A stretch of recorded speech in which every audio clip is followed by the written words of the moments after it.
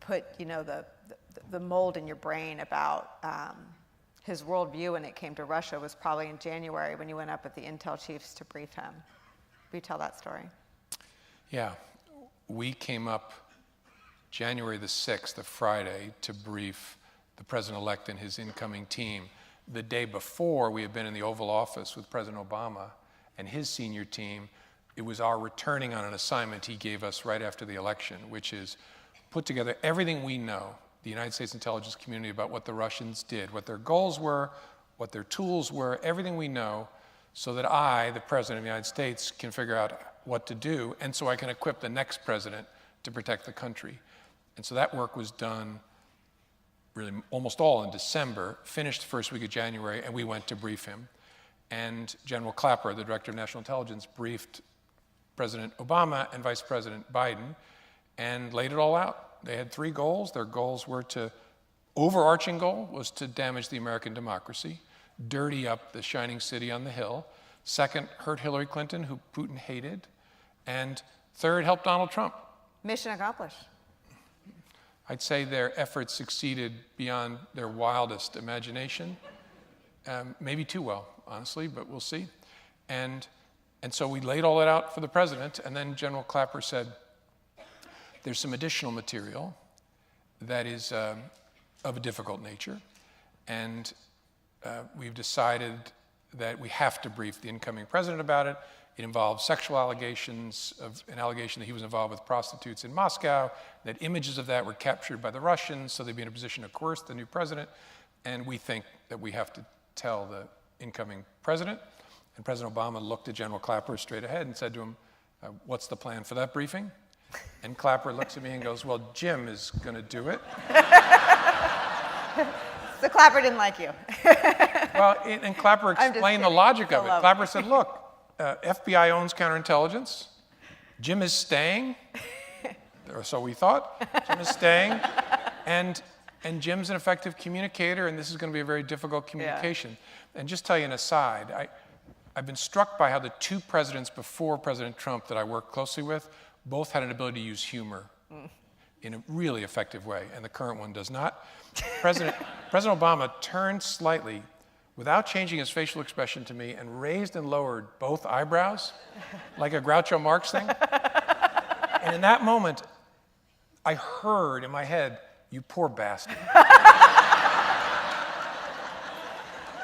And what was cool about it was, it kind of relaxed me. Yeah. Because I had this lump in my stomach as Clapper's describing this. So the next day, fast forward, we're up here, and we're at Trump Tower. Brennan, Clapper, myself, and Mike Rogers, the head of NSA, and we went up and did a briefing for the full national security team of the president-elect on the Russia, just we had told President Obama, and then I stayed. Who was that? That was Reince Priebus, Mike Flynn, Pence, and Trump? Yeah, and more than that, too.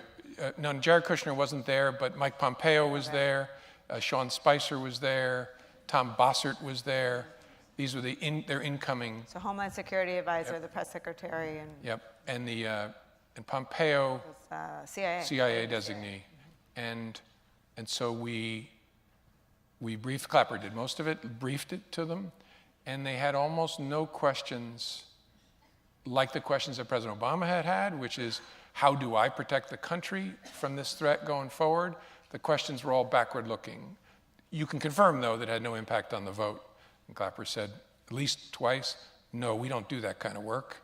The American intelligence community does not do intelligence analysis of American elections. Right. So we don't have anything for you on that. What we can tell you is they're going to come for us again, all that kind of stuff.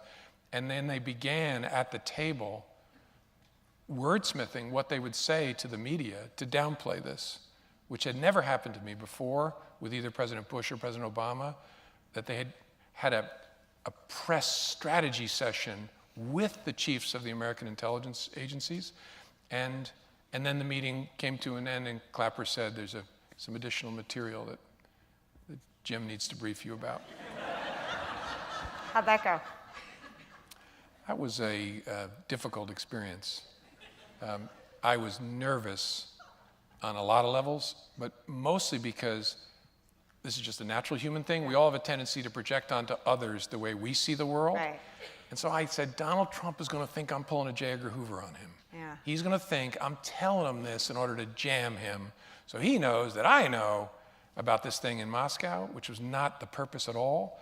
And so I was very nervous about it going off the rails and beginning a presidential administration with the FBI being at war with the President of the United States. And it went off the rails pretty quickly. So, I mean, that's interesting the way that you frame it, because he was already at war with the intelligence community. General Hayden was on our network that day, and I asked him, well, you know, why? Why is he at war with the intelligence community? Did you start to ask yourself the why questions sitting there? I mean, and you write with great detail about this meeting, and you know, for those of us who have to cover this every day, it's instructive to go back and read about that meeting, because a normal person, a normal politician, a normal president would hear that Russia is still interested in meddling and kick their press people out of the room and really want to know how to get them. They'd want to go on the offense. Yep. I think Obama and Bush would have wanted that. And Obama actually had the opposite reaction, right? He didn't want the public to know, and people can debate the wisdom of that, but he really just wanted to protect this country from Russia. Here was a president who did the opposite. He didn't want to protect the country from Russia, but he wanted the public to know. So did you start to, I mean, what did you think? And again, you know, obviously there's an intel piece that you were listening to American adversaries, so you knew there were contacts and communication. What did you think when the President of the United States started working on a press release instead of asking one question about an American adversary trying to hurt this country? It was really troubling, and again, I started going to the whys. Something really weird is going on here. And that weirdness continued, where he would not even criticize Putin in private. And trying to understand that, we just kept running through my head. So why is this? Why on earth do they don't care about this? And then I was also struck by the nature of the leadership. As I write in the book, I kept having this weird image in my head of the Cosa Nostra work I'd done here in Manhattan, the mafia work, and with the culture of leadership that a mafia boss creates. And we're sitting around the table at Trump Tower, and that image keeps coming into my head. So I push it away. Comes back, I push it away, because I'm thinking, that's so dramatic. It just kept coming and coming and coming. And so I was struck by that, the way in which the interactions, the way the leader